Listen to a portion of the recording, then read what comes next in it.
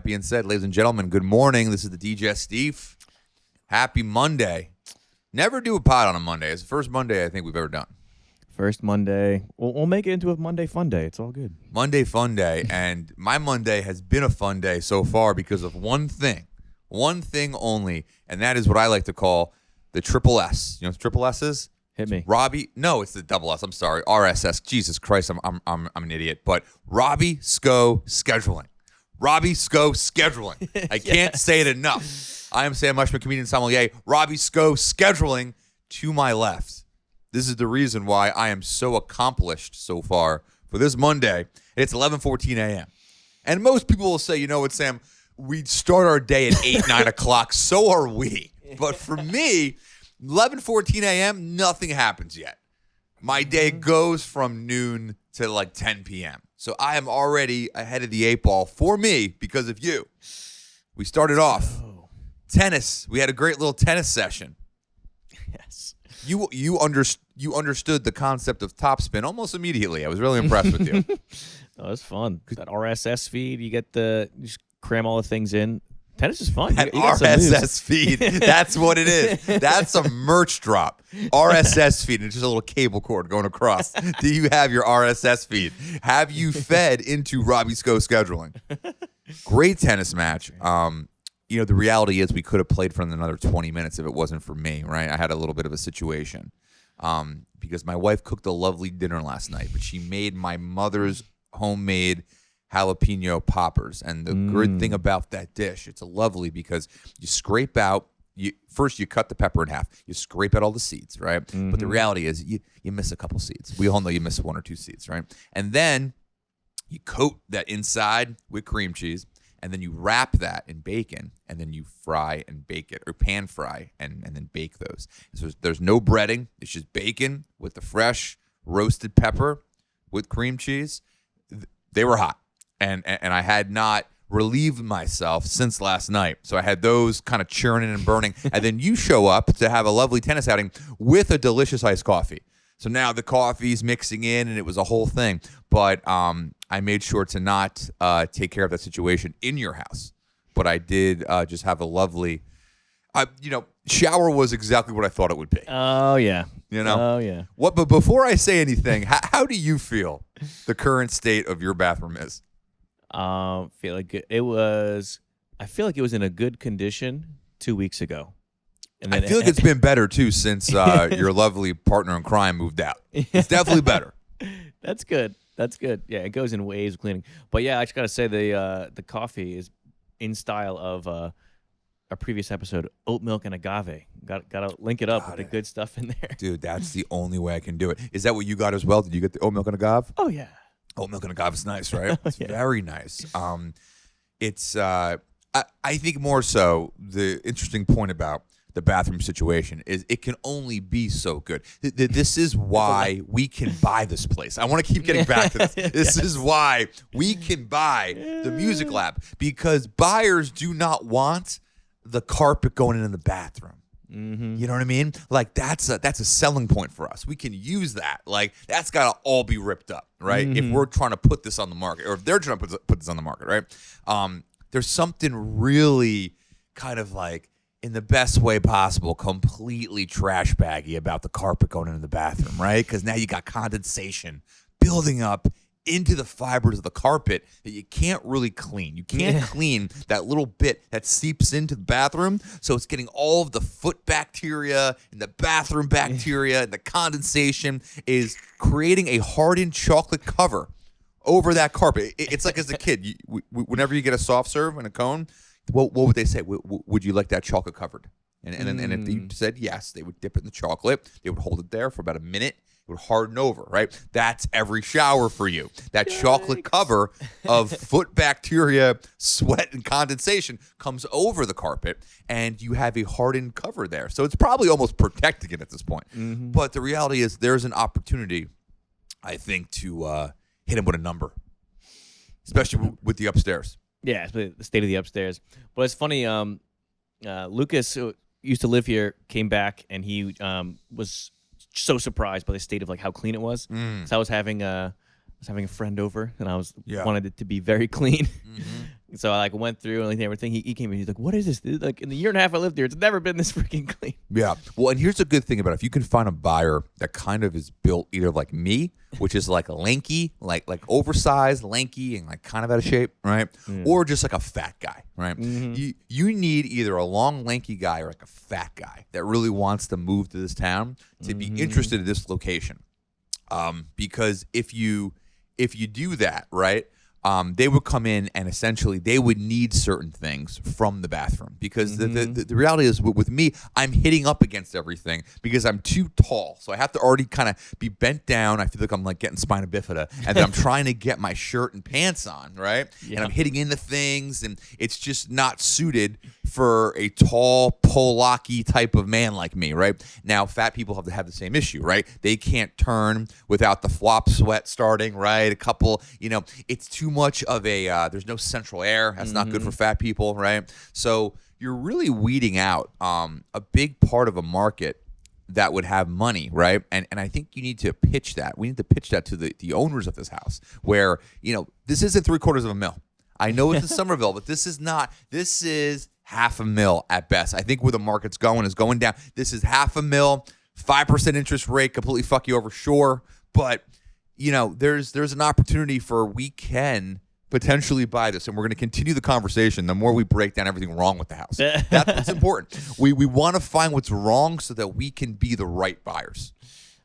Yeah, and it's funny whenever I get reminded or even like asked about a new living situation, I get like I realize like how like interesting this space is, because I was at the music festival this weekend, met up with this like cool community, and they're like, "Hey, we're doing this nice community housing. You want to like be a part?" See, they're I have built like a crazy whole studio though, so like yes. you don't want me to bring all this stuff into. This is a palace for them. This is a palace for music festival goers because music festival goers, even if they're like. They all look 24, but in reality, like a couple of them are like in their mid 30s, right? Like they'll live in a treehouse. They'll live in a treehouse for 2 weeks, and they'll just do that, and then they'll be ready to move on to the next thing. They'll live in like a Chevy truck for a couple of weeks until they find their next location. That's a good market for this house. That's actually, if you find that market, if the buyers found like 8 people that are way more rogue than you when you go to music festivals, like you have your shit together way more. I'm talking the rogue festival goers, right? You get 8 of them to all want to live here together. You can charge an arm and a leg because this is a palace for them. Well, it's going to be interesting. I think it's improved though. It's improved since Lucas's departure. It's good to know. One thing I say based on when you said the Robbie Sco scheduling, it was funny. I went to a friend's birthday party yesterday, and they were all like musicians. So like a few days ago, I played on keyboards with like a pedal, like this little pedal that gave like some reverb, some tremolo, some like interesting shimmers to the sound. Sure. But then at this birthday party, I'm like, oh man, am I really just gonna like stay at this birthday party and like not do anything productive? Like that'll be tough. So like I brought like 7 pedals, like a pedal board, and like all these like wiring to get it set up. And after like hanging for a while, like hanging out with the people, like, hey man, can I show you some pedals I got? And then it turned into like a project, and we made this whole pedal board. I'll lift up the lid right here. Let's see the pedals. Wow. So I don't expect you to know what that means, but like they can get some really fucking cool sounds out of this. So each one of those boxes can riff a different noise, and then you have a pretty good sized pedal. That size pedal is really for like a men's 12 would fit on that pedal. Men's 12. That's easy men's 12 right there. It's pretty good. Which is really the size of your foot, so that works out. But it's fun. I like being able to. I don't want to be just stuck in a piano sound. I want to be able to do all these spacey. Do you want to get to crazy like delays and stuff? Do you want to get to a spot where you are the modern day Fatboy Slim? Is that where you see yourself? Because I'm trying to really break this down because I didn't realize Fatboy Slim was one person until 3 months ago, and I grew up listening to him all throughout the '90s. He headlined the crazy Woodstock festival that burned down in flames. Right? I don't know if you saw that documentary. But the Woodstock, I think it was 94. 99 maybe? 99. Was it 94, 99? One of them completely burned down in flames. But mainly because of Limp Bizkit, I think they started the chaoticness. And then there just was no resources. It was kind of like Fire Festival, but just in America. So like it wasn't as bad. But Fatboy Slim's one guy. And he just does a bunch of things. And he's pretty good to really good at all of them. And then there's a couple of things he's not that good at, and he knows he's not, and he just kind of but he incorporates it in. Is that where your genre of music is progressing towards? That's kind of the lane I'm going down. I don't pretend to know that I know the end destination, but I'm like preparing myself for quite a thing. So like I went to on YouTube to my like favorite band, they're called Dopapod, the Kick-Ass, and I like saw their rigs. Each the guitar player was talking about the pedals he used, the bass player was talking about the pedals he used, the keyboard player, blah, blah, blah. And basically I'm building this pedal board here, and I'm trying to like get all of these tips and sounds together that I can like. So like I'll do a little bit of bass, get that going, a little bit of guitar, a little bit of keys, combine that with DJing. So like, yeah, I guess a Fatboy Slim-ish thing, but like, some more funkiness, some more like live instrument playing. I could link in, like I'm going to use this board for not just piano, but also like guitar and bass and maybe other weird instruments. And at this point, you're never going to stop adding things because, and I think the reason why is because you truly believe that you're living in a simulation. I think that's part of what makes it work for you. You think that, this is like downloading Ready Player One type of thing that we're in. You would fully admit to that could be a possibility. Yeah, so I'm getting very impatient with the pace of society. I'm like, bring on 2050. Yes. Like, I want this thing, think it, and immediately it's there. Blah, blah, blah. That's a good mindset to be in if you know how to take advantage of it. I do not, so I can't take advantage. I'm behind society. I have the opposite problem. But no, it's going to be interesting. What's it called? I'm very much trying to get into. I like the vibe and the rhythm. Speaking of this morning, of the tennis culture, it's a good culture to be in. It's a culture that fits us. It's very French, but it also allows you if you're an in shape person, it allows you to get away with just kind of like being kind of shitty, but still competing and having fun. It's like tennis and golf to me are the two like retirement hobby sports, right? Mm-hmm. You kind of pick one. Most people don't play both. They kind of focus in on one. And that's why I still always call golf a game. And I hate golf because it requires so much skill that you have to learn over years and years of lessons and money. But yet you can also be a complete fat fuck and just have a lot of skill on the golf course and walk around and, hit par, right? Tennis, you can also take lessons for years and years and years. But if you eat a barbecue cheesesteak 3 times a week, and if you don't have a diet, and if you don't go for a run, or you don't do cardio, you don't do anything active in your day-to-day, and you're a fat fuck, you could have the best topspin in the world, but you can't get back and forth on the court. So there's something nice about it. It's a combination of that passive-aggressive French style of just we're out here having a little cigarette, hitting some rallies, but we still are like everyone's thin. There's something nice about being around thin. That's why I like being around you. I like being the fattest person in the room. So like I enjoy hanging out with you because I look at you and I'm like, okay, I could lose 5 more. That's what tennis culture promotes. It's always like, yeah, you could lose 5 more. It requires that ability to shuck and jive back and forth quickly. There's multitasking involved, very similar to what we're talking about with your music genre. So I like that. I like the idea. Always as a comic, I like the idea of being on stage with a bunch of different acts that weren't like mine. And then also the idea that their acts don't work, but they have something to fall back on to still entertain the room. They don't just like double down and be like, well, you don't agree with my political opinion. Well, I have the microphone and you don't. It's like, no, that's not what this is. You're supposed to make these people happy.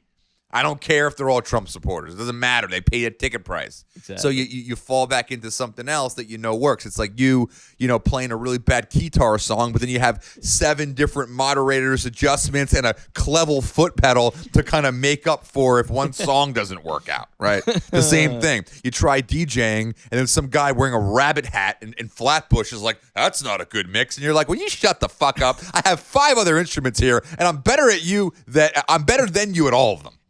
I think that's the same culture. That's the tennis culture. That's like the comic that has to fall back. The crowd work. He or she can just abandon their set if they're like, this crowd doesn't want this. They have enough self-awareness to see it. And they're like, you know what? I'm going to talk to this one group of radical men on the side of the room and bring everybody together. Right? It's kind of the same thing. I find a lot of similarities in the tennis culture. There's a lot of passive-aggressive kindness, and I like that because I'm a passive-aggressive kind person.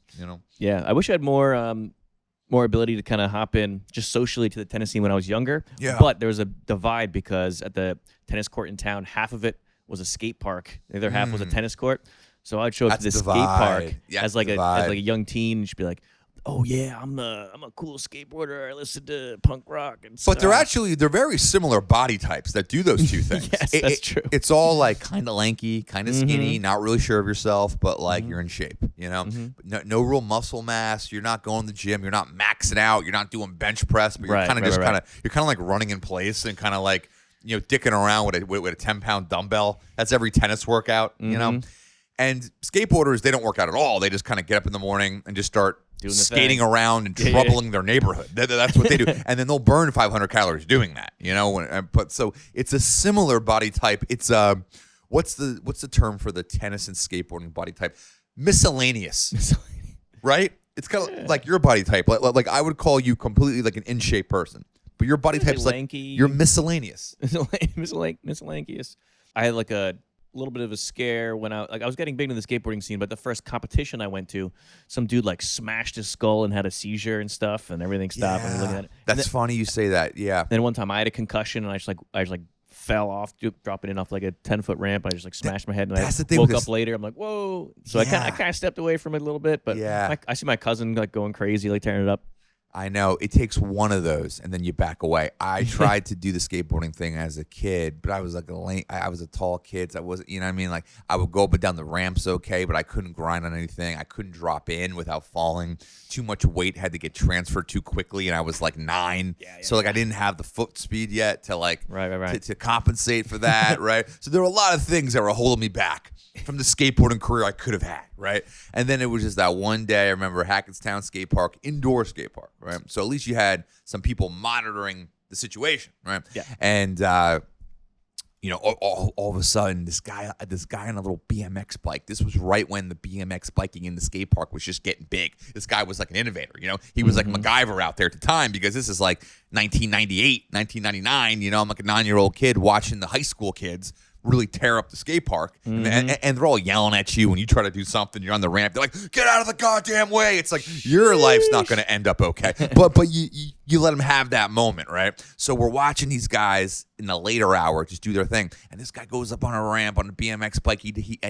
He's doing full flips over the ramp, right? He's getting about 15 feet of fucking air, flipping in the air, coming back down. Everyone's watching him, right? So he does it on the first couple ramps. The third ramp, he does it, and there's a light hanging down that just happens to be over that ramp, one of the lights that hang down in the inside skate park. He comes up on the flip, and he hits the back of his head on the light, the giant effervescent light, and hits it, falls straight down 15 feet, smacks the top of the ramp with his whole body. He's down for like an hour. Ambulances are in there and stuff. I don't think I ever really investigated much more of my skating career after that.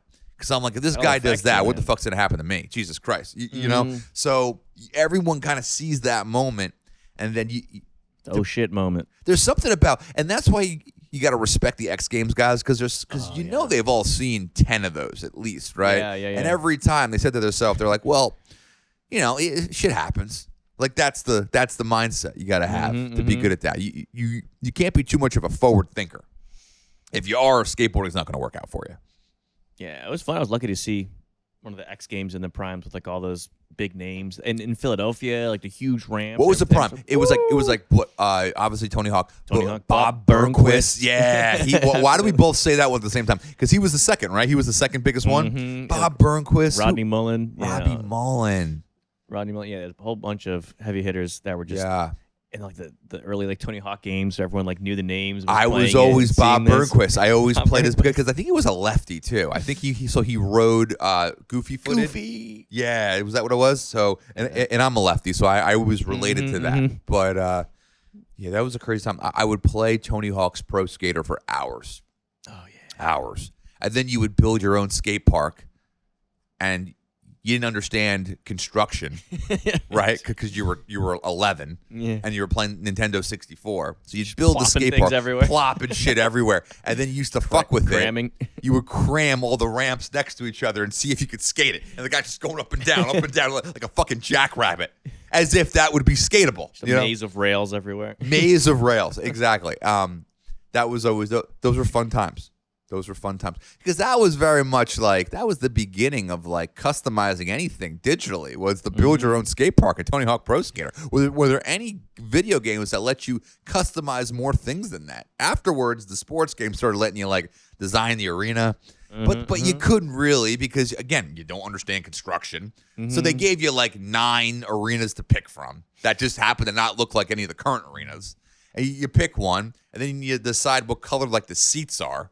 And then you're like, all right, what's the logo going to be? And you can choose from like 30 premeditated logos, and you're done. So it wasn't really the same. The Tony Hawk design your own skate park. That was the beginning of the metaverse right there. That was literally, you could design a thing that you could interact with digitally, and that could be as custom as you like. Exactly. Yeah, that and like a roller coaster tycoon. But even like being part of like being part of the skate community was fun because it's like back pre-smartphone. You would just go out with friends and like go on some public rails or whatever and just no helmet, hopefully come back alive.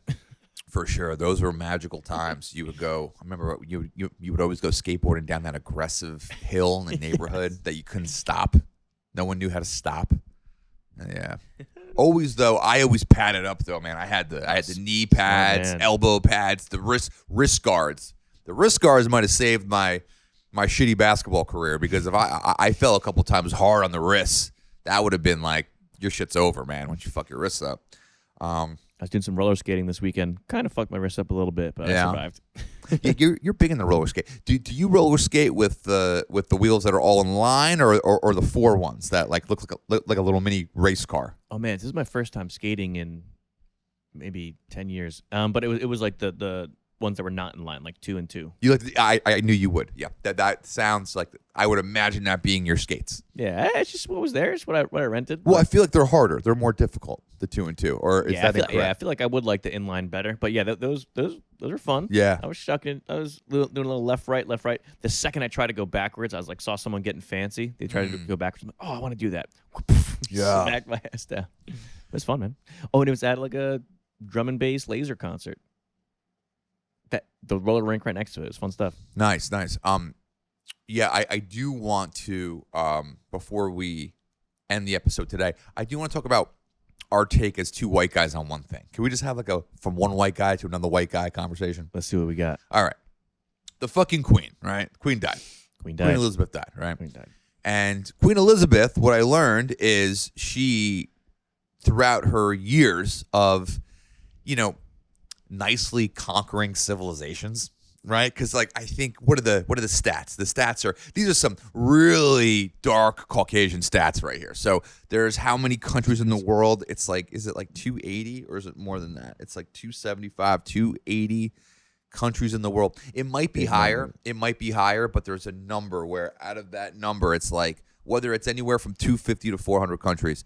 The UK has technically invaded 85 of them. At some point, right? And I think Queen Elizabeth II had a hand in like 9 of those, because it was like 1926 to 2022. It's a lot of invading that can go down. You could be a spectator as a little girl for the first 3. And then by the time you hit power, you're ready for number 4, But she had a crown that had a bunch of different like famous jewels and diamonds from different parts of the world. And one of them was this very like iconic like diamond from India was on her crown. And now that she passed away, the government in India is like, hey, can we have that back? You've had it for a while. Like now she's dead. Can we have it back? And basically, who's the king now? King Charles? Is that the guy? So King Charles is like, well, when we took it, like straight up, I know I'm kind of trying to dumb it down, but their response from the Brit, and this is just so amazingly British, right? Oh yeah. Their response is, well, when we harvested the diamond, it was a diamond we found in the world, right? And so no one is really entitled to things that are found in the world. So when we took it, it's ours. Finders keepers. Literally, and that's kind of, and then the government's like, the Indian government's like, oh well, no, not really, but we would like it back. It's kind of, and then he's like, yeah, well, we're going through a lot of transition right now, so why don't you put together a spreadsheet of why you think you would need the diamond. You know, CC all the royal family. Oh my my point is like he started to go into the way like a corporate CEO handles it, right? Yeah. Well, why don't you do this? Let's we could pass that up the ladder. You know, why don't you put together an 8-point plan of why you think you should get the diamond back? You know, CC everyone in accounts receivable and the rest of the royal family that's inheriting a bunch of shit, and maybe we'll set up a Zoom. It's kind of where it left off. So just the idea of like the Indian government on Zoom, like King Charles talking about he can't get into his Zoom. He's like, it takes him like 15 minutes to get it. So he finally gets into the Zoom. The camera's not looking at him. They're like, no, Charles, we're over here. So we need the diamond back. This is ours. So yeah, well, you just hear his voice faintly. He's like, he has his back turned to the camera. They're like, no, Charles, he's behind you. Well, it's a royal piece that was found. And vaguely you're hearing just little British antics. Like that's where it's going to go. Like it is something beautiful about that, because we're in an age now with like global politics meets the digital world is hilarious, is amazing, right? But that's what's currently going on, apparently. I don't know. Your thoughts and opinions on that situation. Yeah, it's interesting because England just has like centuries and centuries of like big, thick colonization energy. And it's hard for them to pump the brakes on that. As we're getting into the digital age, they're still like, yeah, but it's our style. Like yes. we just took it. So interesting seeing like how they kind of react to it, like how they slowly will be like, oh yeah, there's like other countries with rights, I guess. But like how much of that will seep in versus how much of that they'll just be still just trying to keep what they conquered centuries ago or decades ago or whatever they've been doing. I think they're going to hold strong on that. I think they're going to hold strong on all of that old white energy, because at this point, I mean, the reality of the situation is there's no need for the royal family. Like, what do they do? It's more of what they're very good at. What I think Queen Elizabeth was phenomenal at is marketing, right? Building a brand, because that was all about building a brand, and the brand was you need us for we are a nostalgia of this culture, right? There's always forever in the United Kingdom. It's a kingdom. It's the only country called a kingdom, right? Is there any other country called like there's no other king? The United Kingdom needs a king, and it needs a queen, it needs a prince, and it needs it needs a jester, which is now just like a homeless guy that lives out front of the castle. And it's like there's a nostalgia of that when you're raised as a young Brit. I imagine you go into like the holidays together, right? And they have their own holidays, obviously, and the way you celebrate it, and you have that first 6-7 years with your great grandmother, right before she passes, and she's like, well, it's always important to represent and respect the queen, and they just say that, right? And that sticks in your cerebellum as a young Brit for years to come. Now you're a great grandmother, and you're passing down that same little piece of delusion to your great grandchildren. Now we're like 200 years of like not needing any of this. Like this is not important. There's no need for the royal family. But you're like, well, you must always respect and understand the king and the queen. And you just kind of let that flutter out of your mouth, and it keeps like seeping into people's brains, and it just goes down. It's just it's like religion, right? Like the more and more our society and technology expands, we realize that I'm sorry, not sorry, religion is a hoax. Like 98% of it is a hoax. I know that's not possibly always a popular topic, but the reality is a lot of it's bullshit, right? The royal family and religion go hand in hand. It's interesting. Living here in the United States, like throughout my day today, the other times I hear about like kings and queens and kingdom is just like in this new fantasy show, House of Dragons, like the new like Game of Thrones remake, and that's where we're talking about like kings. And it's interesting seeing like the parallel and like because obviously it's like some commentary on current society, but yeah, they have like the whole big thing. Yeah, we're the queens and we have dragons, we have powers. Do you think that show helps the delusion that we're talking about with the United Kingdom? Does the Lord of the Rings help or hurt that? Yeah, I mean, yeah, those big shows. You got Lord of the Rings, House of Dragon. It's like it's always some sort of politics that kind of seep in there, and it's like a mix of some people will see it as, oh wow, this real life is like kind of similar to this in like a bad way, or is it in a good way? I don't know. Yeah, I don't know either. It's really interesting because I feel like they, on one side, you could watch the Lord of the Rings and go, wow, this is silly. I can't believe this is happening in modern day culture still. In one of the world's like biggest powers, right? But on the other side, you look at it and you're like, that's kind of cool, right? 7 kingdoms all fighting, different kings with no technology, just kind of like taking a wooden stick and putting it down on the table, go, we must attack here. And then there's like a little tree bark that represents another kingdom. We'll move them and we'll attack from the forefront and go towards the back and then bring in the jesters and they'll dance and then they'll start thinking it's a play on American civilization. And then we'll come back around and break drop them from the back terrace of the front. And they're like going over the game plan. And then there's like, you got the dragons in one kingdom. There's like ogres in another, just really large people, right? It's just, there's got to be a sense of you're watching that and you're like, you know what? Our society still has that shit in place. So here's a question, right? So in Lord of the Rings, the big power thing is like the rings, like the big powerful people have the rings. In House of Dragons, the big powerful thing is the dragons. In modern society, what is like the super powerful thing that gives it? I don't think it's nuclear weapons anymore. Maybe it used to be to an extent. Maybe that's still part of it. But like, what's like the power thing where like, oh, the country that has XYZ or uses XYZ to some level is like super powerful. Yeah. Well, the nostalgia of it is that fucking crown. That crown has things that belong to other people. It's just a piece of jewelry that belongs to 7 other places. Everyone's just kind of like, can you give it back now? She died. So like that's the entry level version of it, right? But I see the question you're asking on the bigger scale. What is it? It might be Ethereum. It might be Ethereum. It might be Ethereum. Right? I mean, crypto.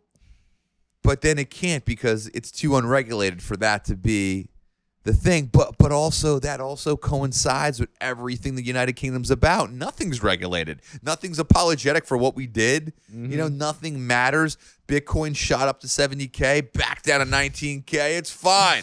It's a long game. All the experts with long hair and that just like live their day now in their apartment with a computer like yours and sweatpants and just kind of like they're brilliant, but they're also not at the same token. They're like, yeah, it was first a quick, get rich scam. Now it's a long game, which I currently agree with too. I buy crypto every single month, but yeah, I don't know. It's either crypto or it's like, what could it be? What could it be? I mean, they don't really have any more precious like stones or precious, metals up in the UK, do they? Is there anything that they're sitting on? There's not, because it's a horrible place that rains 24 hours a day. That's why they want to invade other places. That's why they started invading things, because the United Kingdom kind of sucks. It's always like, I mean, it's about to get much better because of climate change. It's about to have more seasons. It's about to be what like France was in like the 70s, is now the United Kingdom. The southern UK, if we're going to take it from a wine perspective, their sparkling wines taste identical to champagne now because of climate change. Champagnes now used to never make vintage champagnes. Now they're making the vintage champagne every year, meaning they have enough fruit that year to make a champagne. It's like, this is from 2018. They would never do that. They would always make non-vintage because they would add juice each year to the overall mixture because there wasn't enough fruit ripening. Now everything's fucking ripening because everything's hot and there's animals fucking dying and there's droughts and all that other horse shit, right? And they're ripening quicker. So now the UK is up here going like, well, we're a lot like Valence in the 70s. It's like they now have that climate. So it might get better, but I don't know what else they're sitting on. You still ever do the slap bag wine? You still ever have that? I did it in college. Did you ever do? Well, I was on stage the other day, like doing sitting in a DJ set, and the dude offered me like a slap bag wine. I'm like, Sam would want me to deny this, right? No. I slapped a couple Franzia bags in my day. Oh, I got a couple college parties. We slapped a few bags. Absolutely. And now box wine is actually starting to get better. So you could actually have a nice slap bag and actually go over some tasting notes now. It's very odd. That would be a very like a war of two different worlds colliding. What country is boxed wine right now? Right now, I'll tell you exactly where all boxed wine's coming from. It's all coming from that giant, and it's so funny it's called this because it's also the same name of my wife's piece of human garbage town she's from, but the Lodi, California. Lodi, California, Central Coast, right? You'll hear, oh, this is all Central Coast. What is Central Coast, right? California is a huge fucking state, right? and there's a gigantic fucking coast. And there's a north, there's a south, there's a lot of central. So Central Coast is a vagity for describing an area the size of South Carolina, where there's just all this fruit over-ripening because of climate change, ripening in like early August, and very quickly just fucking like just being ready to make big fruit-forward wines and just like cheap, not a lot of complexity because there's too much sugar in the grapes to have those next layers of flavor, and they're just pumping and dumping, man, like fucking. That's where Mondavi's Woodbridge comes from. That's where a lot of even the pump and dump brands that have regular bottle wine, but the Franzia wines are all from there, all different, all from there. And then also Australia, that whole desert middle area near Riverina. It's kind of like north of South Australia. It's a little bit deserty. You know, it's where obviously Yellowtail is in that neck of the woods. There's also some box wine coming from there, a little more fruit forward, a little more like you ever see like a box wine Shiraz, then basically you'll see that and be like, yeah, that 100% is Australia. So these are two regions that are just kind of like deserty, and that's where it's all coming from. So it's all shit. It's all, it's all not good. And Right. it's all going to be, it's all going to be unplantable in another 10, 15 years as our climate begins to ruin the world. Yeah, it makes it tough for any kind of farming, planting, any of this stuff. The future of winemaking is going to be like in Canada, UK, Germany, Austria, northern France will be fine. Napa's over. Napa's best vintages are behind them. Yeah. No one wants to talk about that. No one wants to talk about that. Napa Valley, and Pasos Robles, their best vintages are behind them. They got about 20, 30 years left. Damn. How about Peru? Good wine? Peru, no, they make Pisco. They make Pisco. Yeah. There's too much artifacts in that country to start planting vines. It's too contradictory. You have this delicate vine going into a delicate earth that was first inhabited by aliens. It's too much. It's too much. Yeah. No one wants it. And if you've ever been to Lima, don't go. But the Chile will be fine because it's so maritime. It's so long too. And it's so climate controlled by the ocean that as it gets warmer, just the southern parts of the country will become more vines under more grapes under vinage, and then they'll just rip up eventually probably the most northern regions of Chile, which are the hottest regions. So they'll be fine. Argentina, you had this whole southern area, Patagonia, that's going to start making phenomenal wines. The Sassicaia family invested in there. In Patagonia, they're making really good Pinot Noirs now. They're coming up, and that area is going to get warmer. But because right now it's pretty cold, but it's going to, which is good for Pinot, but it's going to get to the point where it's like nice. You know? Yeah. So what's going to be over is going to be central to Northern California, not good. Spain's going to get hot. I mean, I think Spain will be okay, but I think France is freaking out. Bordeaux is going to be interesting. I just think we're going to watch as civilization falls apart. It's going to be fun to see the wine industry develop from it. You're just going to, at some point, we're going to be in a tasting in our 70s, and it's going to be like the top Pinot Noirs in the world. We're going to have like a Patagonian one versus like a Russian one versus like UK and like Canada. It's just going to be absurd. Bordeaux Bay. Let's get him on here. Get some French wine perspective. He'll have a good take on that. He will. We will get him on there for future episodes. I already asked him about it. He is down. Nice. And we just got to figure out timing. But with that being said, ladies and gentlemen, this has been the Digestif. As always, you can follow us on Instagram at _Digestif. Video clips, fun stuff. We're on streaming on all platforms. YouTube for the video parts of the episode. All other podcast streaming platforms we are on. But Robbie Sco, what's going on this next couple of weeks? Where can they hear about you, learn about you? Hey, this is Robbie Sco. Catch me on Instagram. Friday, September 23rd in Frenchtown with Hot for Robot. Which should be a fun little show, opening up for some touring metal acts, which is interesting. Should be a nice little blend of tunes. But nice. Yeah, Robbie Sco. Nice. Robbie Sco can open for the hottest metal or soul acts out there. He is an iguana, ladies and gentlemen. Without that being said, have a great week. Until next time. Peace.